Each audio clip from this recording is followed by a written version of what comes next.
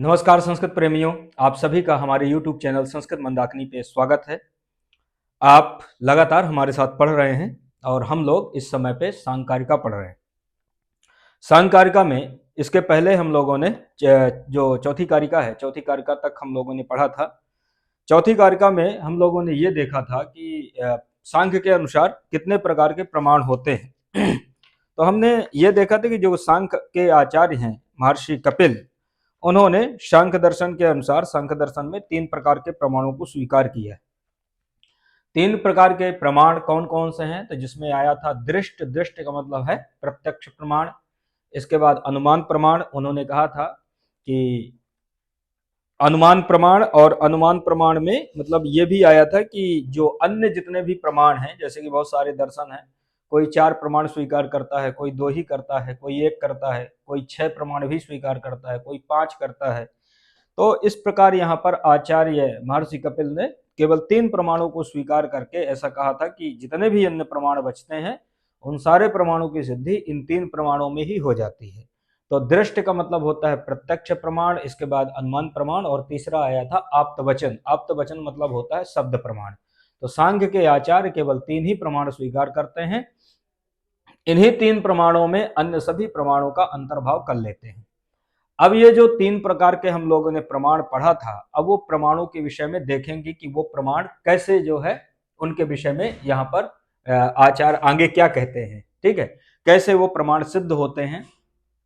तो ये 5वीं कारिका है। 5वीं कारिका है प्रति विषय अध्यवसायो दृष्टम, प्रति विषयाध्यवसायो दृष्टम, त्रिविधम अनुमान माख्यातम, तल्लिंग लिंग पूर्वकम आप्त सुतिराप्त वचनम। ये इस प्रकार से इसकी कारिका है। प्रति विषय अध्यवसायो दृष्टम, ये जो यहां तक है, यहां तक प्रत्यक्ष प्रमाण की बात हो रही है। दृष्ट का मतलब होता है प्रत्यक्ष प्रमाण। तो ये जो दृष्टम है, दृष्टम के द्वारा क्या लेना है? प्रत्यक्ष प्रमाण।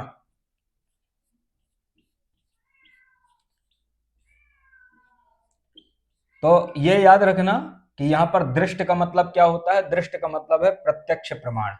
अब ये जो प्रत्यक्ष प्रमाण है, तो ये प्रत्यक्ष प्रमाण कैसे होता है? तो कहते हैं प्रति विषय अध्यवसायो दृष्टम। ये कैसा होता है? प्रति विषय अध्यवसायो। प्रति विषय मतलब सामान्य रूप से हर प्रकार के विषयों को ग्रहण करने वाला, है ना। तो सामान्य रूप से विषयों से जो संबद्ध होता है, सामान्य रूप से सभी विषयों से, प्रति विषय मतलब प्रत्येक विषयों से, या सामान्य रूप से सभी विषयों को जो ग्रहण करने वाला है, ऐसा अध्यवसाय। अध्यवसाय का मतलब होता है निश्चयात्मक ज्ञान।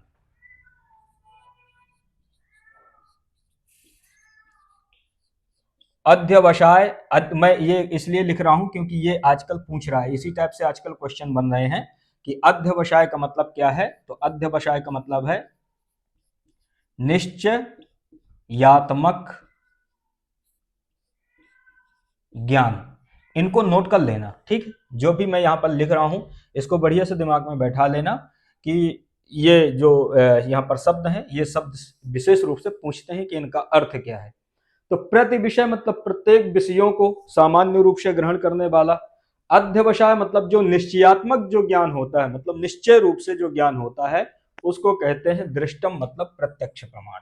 तो प्रत्यक्ष प्रमाण क्या होता है कि सामान्य रूप से सभी विषयों को यह ग्रहण कर लेता है। प्रत्यक्ष प्रमाण के द्वारा लगभग जो भी चीजें हमको दिखती हैं इंद्रिय रूपी प्रणालिका के द्वारा, इंद्रिय रूपी प्रणालिका के द्वारा जब हम किसी भी चीज को देखते हैं तो वो सीधे वो वस्तु हमारे बुद्धि में आ जाती है। ठीक है, तो वो इंद्रिय के द्वारा वो हमारे बुद्धि में आ जाती है, और हमारी बुद्धि वैसे ही बनती है कि ये फला वस्तु है। जैसे कि हमने इसको देखा, ये मार्कर है, तो इसको हम सीधे प्रत्यक्ष रूप से हम अपनी आंखों से देख रहे हैं। तो इंद्रिय मतलब नेत्रेंद्रिय के द्वारा, यह हमारी आंखों के द्वारा, नेत्रेंद्रिय के द्वारा सीधे रूप से ये देखा जाता है। तो ये हमारी बुद्धि में आ जाता है, बुद्धि हमारी ये पूरी तरह से निश्चय कर लेती है कि ये क्या है, मार्कर है। ठीक है, तो इस प्रकार लगभग सभी वस्तुओं का ज्ञान, मतलब जो भी दिख रहा है, जो समझ में आ रहा है हमको स्पष्ट रूप से, जो स्पर्श हो रहा है, समझ में आ रहा है, सुनाई दे रहा है, ऐसे जितने भी विषय हैं उन सारे विषयों का ज्ञान किससे हो जाता है? दृष्ट मतलब प्रत्यक्ष प्रमाण से। ठीक है। तो सामान्य रूप से निश्चय जो तो जितने भी पदार्थ हैं उनका ज्ञान हमको दृष्ट अर्थात प्रत्यक्ष प्रमाण से हो जाता है। तो प्रत्यक्ष प्रमाण की ये भूमिका है ना, कि प्रत्यक्ष प्रमाण से कैसे विषयों का ज्ञान होता है। तो प्रत्येक वस्तु का जो है तो निश्चय रूप से, अध्यवसाय मतलब निश्चय रूप से, दृष्ट मतलब दृष्टम मतलब प्रत्यक्ष प्रमाण से ज्ञान हो जाता है। अब जब प्रत्यक्ष प्रमाण से जिन वस्तुओं का ज्ञान हो जाता है, जो वस्तुएं प्रत्यक्ष हैं उनका तो प्रत्यक्ष के द्वारा ज्ञान हो ही जाता है।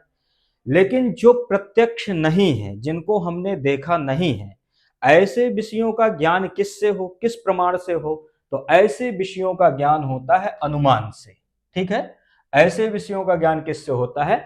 अनुमान से। तो अनुमान से मतलब कहने का तात्पर्य जो परोक्ष वस्तुएं हैं, जो परोक्ष है, ऐसे परोक्ष वस्तुओं का ज्ञान हमको किससे होता है? अनुमान प्रमाण से। जैसे आपसे पूछता है कि परोक्ष वस्तुओं का ज्ञान किससे होता है? अनुमान प्रमाण से होता है। मतलब यहाँ पर क्या होता है कि प्रमेय की सिद्धि में 3 प्रकार के कारण होते हैं, जिसमें यहाँ पर एक होता है कि प्रत्यक्ष होता है, एक परोक्ष होता है, एक अति परोक्ष होता है। अभी इसको आगे पढ़ेंगे।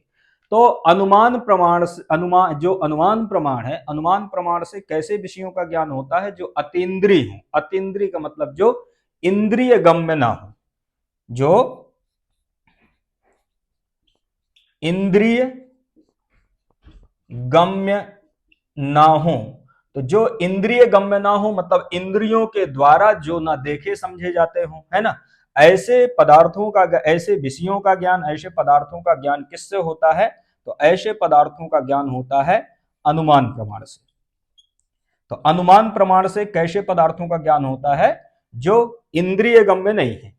अब जैसे मान लो कि बारिश हुई है, रात में बारिश हुई, सुबह आप उठते हैं, आप देखते हैं कि बहुत सारा पानी भरा हुआ है, लेकिन अब आप बारिश को तो देखे नहीं है, आप सुबह नहीं हो रही है, लेकिन वर्षा को देख करके आप अनुमान लगा ले रहे हो कि रात में बारिश हुई है। तो वो क्या है? इंद्रिय गम्य नहीं है, इंद्रियों के द्वारा आपने उसको, वर्षा को देखा नहीं है, तो आप अनुमान से लगा लेते हो कि आज बारिश हुई है। तो जो अतीन्द्रिय पदार्थ हैं, जो इंद्रिय गम्य नहीं है, ऐसे पदार्थों का ज्ञान किससे होता है? अनुमान प्रमाण से। तो यहाँ पर अनुमान प्रमाण के विषय में आचार्य कहते हैं, सांख्य के जो आचार्य हैं कपिल, उनका ये मानना है कि जो अनुमान प्रमाण है, अनुमान प्रमाण 3 प्रकार का है। तो त्रिविधम अनुमानम आख्यातम, ये आप क्वेश्चन याद रखना। ये क्वेश्चन बनता है कि सांख्य के अनुसार अनुमान प्रमाण कितने प्रकार का है? तो सांख्य के अनुसार अनुमान प्रमाण होता है 3 प्रकार का। ठीक है, त्रिविधम मतलब 3 प्रकार का, अनुमानम मतलब अनुमान प्रमाण, आख्यातम मतलब कहा गया है। आख्यात का मतलब क्या होता है? कहा गया है। तो सांख्य के अनुसार अनुमान प्रमाण कितने प्रकार का कहा गया है? 3 प्रकार का। ये क्वेश्चन याद रख लेना है। यहां भी पूछ लेता है कि अध्यवसाय का मतलब क्या है? तो अध्यवसाय का मतलब होता है निश्चय, दृष्ट मतलब प्रत्यक्ष। अब वो जो अनुमान प्रमाण है, अनुमान प्रमाण की सिद्धि कैसे होती है? तब कहते हैं तल्लिंग लिंग पूर्वकम। इसको याद रखना, तल्लिंग लिंग पूर्वकम, ये किसके द्वारा सिद्ध होता है? अनुमान प्रमाण के द्वारा, है ना। अनुमान प्रमाण लिंग और लिंगी पूर्वकम, मतलब ये साध्य साधन, व्याप्य व्यापक भाव, लिंग लिंग पूर्वक भाव, ऐसे भावों के द्वारा ये अनुमान प्रमाण की सिद्धि होती है। लिंग लिंगी, लिंग और लिंगी पूर्वकम, साध्य साध्य और साधन, व्याप्य और व्यापक। ठीक है, अब लिंग लिंगी क्या है? तो लिंग का मतलब होता है हेतु, हेतु मतलब कारण।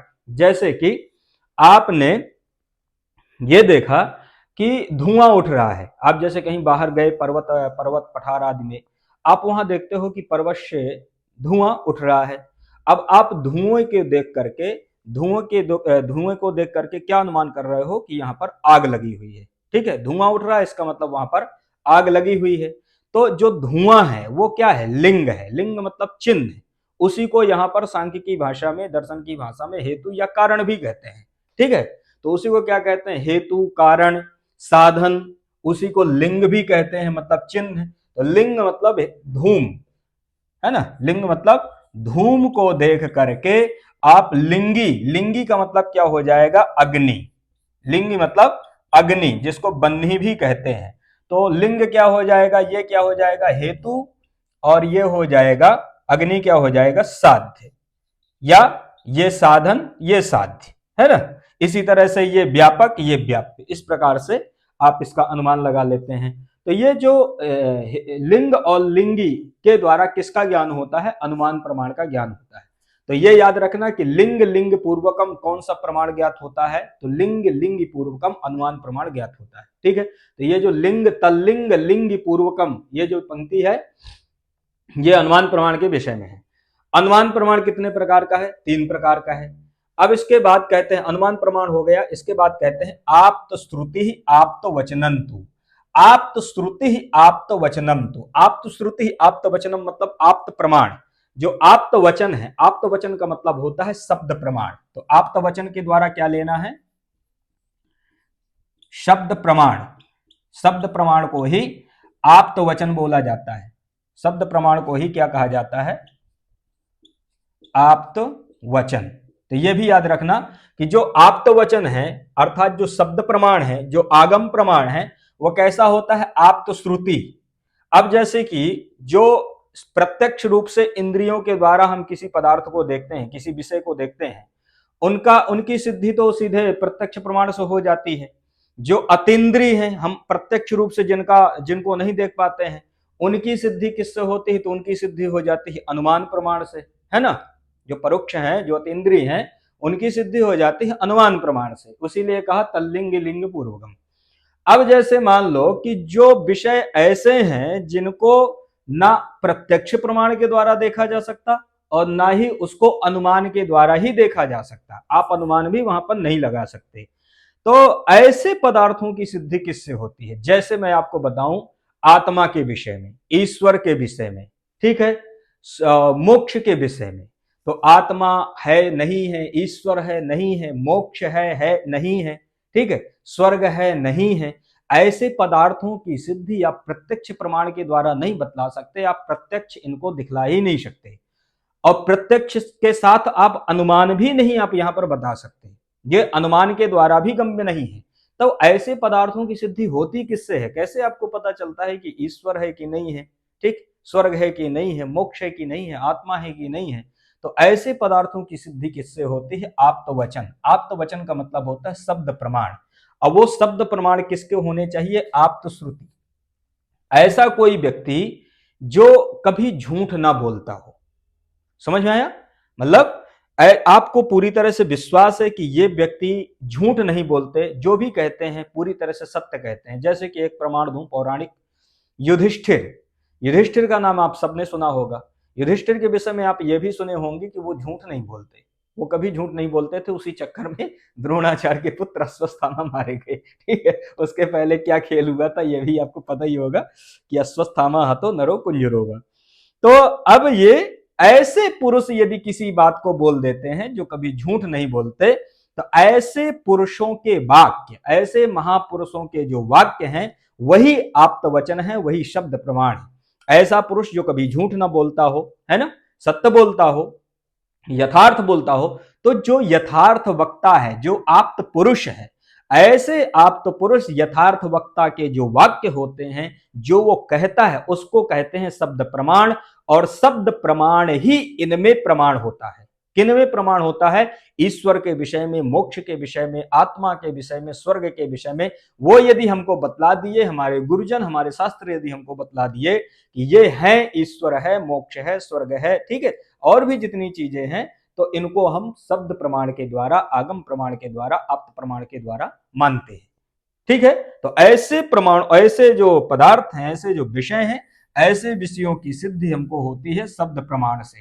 तो ये यहां तक हो गया, कारिका यहां तक लग गई पूरी।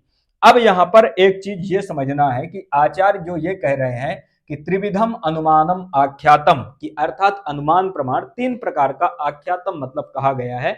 तो सांख्य के अनुसार वो अनुमान प्रमाण 3 प्रकार का है कौन कौन, क्योंकि ये भी आपसे पूछता है। तो यहां पर याद रखना है, पहला है पूर्ववत। पहला क्या है? अनुमान पूर्ववत। दूसरा शेषवत और तीसरा सामान्यतो दृष्ट।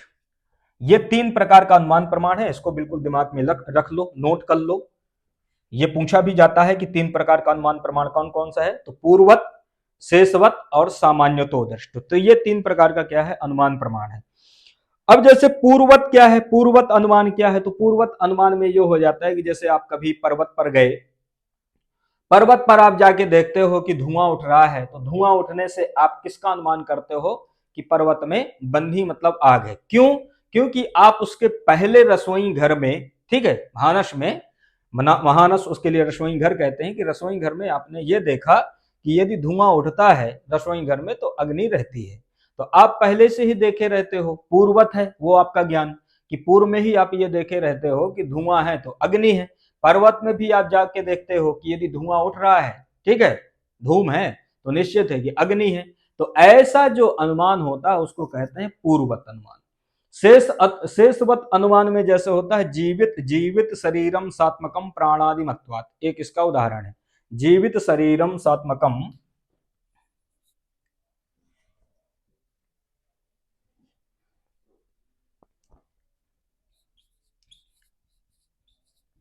जीवित शरीरम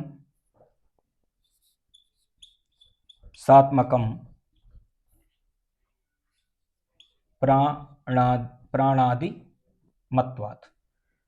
तो ये किसका है, शेषवत का है।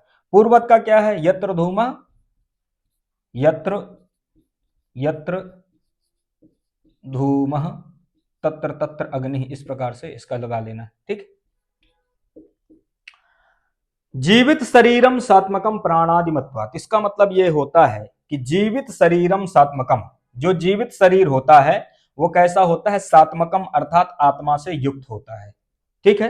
जो जीवित शरीर है वो कैसा होता है, सात्मकम मतलब आत्मा से युक्त होता है। हेतु क्या दिया, प्राणादि मत्वात्, क्योंकि उसमें प्राण है।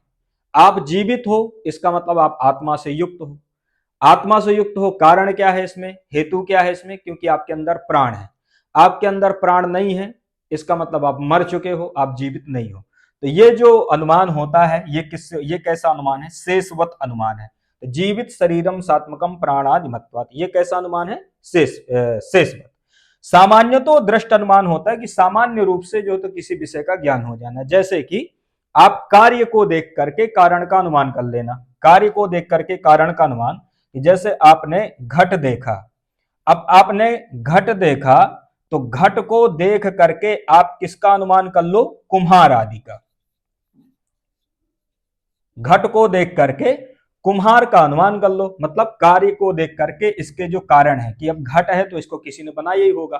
तो इस प्रकार से ये जो घट को देख करके कुम्हार आदि का अनुमान करना, इसको कहते हैं सामान्यतो दृष्ट अनुमान। तो त्रिविधम अनुमान माख्यातम, जो तीन प्रकार का अनुमान कहा गया है वो तीन प्रकार का अनुमान है। पूर्ववत, पूर्ववत के विषय में मैंने आपको बतला दिया कि जहां धूम होता है वहां बन्ही होती है, ऐसा जो अनुमान कर लेना। शेषवत जीवित शरीरम सात्मकम प्राणात्मत्वात् सामान्यतो दृष्ट, घट को देख के कुम्हार आदि का अनुमान करना। इस प्रकार से इस कारिका को हम लोगों ने बहुत बढ़िया से पढ़ा।